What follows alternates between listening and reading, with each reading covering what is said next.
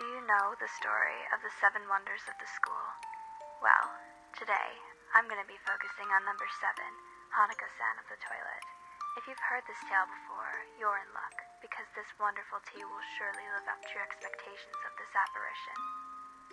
This tea is one of my favorites. It's a little something that an apparition I'm acquainted to carries around, a loose fruit tea. He calls it the leaves of Inukashira. I'm not exactly one for sweet teas such as this, but this is an exception. Perhaps it's because of its otherworldly flavor, unlike anything you can find at a convenience store. It's sweeter, as if it's fallen from the heavens, which, in my case, it basically has. But if you plan on recreating this recipe, any of your favorite loose teas should do. The same apparition I accompany actually carries around a couple of things I like to use. Ingredients like what he likes to call the eye of gozu and the cloak of akamanto. Gozu is a fine blue powder. It pairs quite nicely with the sweet tea. It enhances its flavor while not sweetening it too much to bear. Akamanto ties both the flavors of the gozu and inukashira together wonderfully. It adds a sourness, but not enough to destroy its sweetness, and it complements the tea beautifully. The other day, I was making a glass of this tea while contemplating, why does the tea of an apparition taste better than the tea of which humans are able to create ourselves? The apparition I accompany had no answer. He didn't know. Maybe it's because of the magic of death. Maybe it's because of where it's harvested. Maybe it's because us humans don't spend the time to create these flavors because we're too busy with bigger problems than how good our tea tastes. That must be it. Oops, looks like we spilled some. That's okay. Mistakes are made for a reason.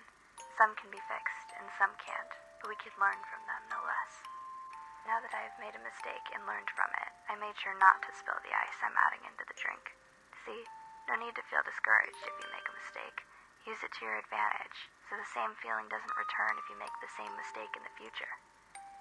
Another ingredient that my apparition has told me about is the blood of teke-teke. I was informed of it a while ago, however only started recently using it in my tea. It is a sweet, thick liquid that is similar in flavor to that of a strawberry, but it adds more of a contrast of flavor than the normal flavor that a strawberry would. It also adds a fresh taste to combat the artificial taste of the gozu and akamanto. These ingredients combined creates our 7th wonder-inspired drink in what I think is the best tea in the world.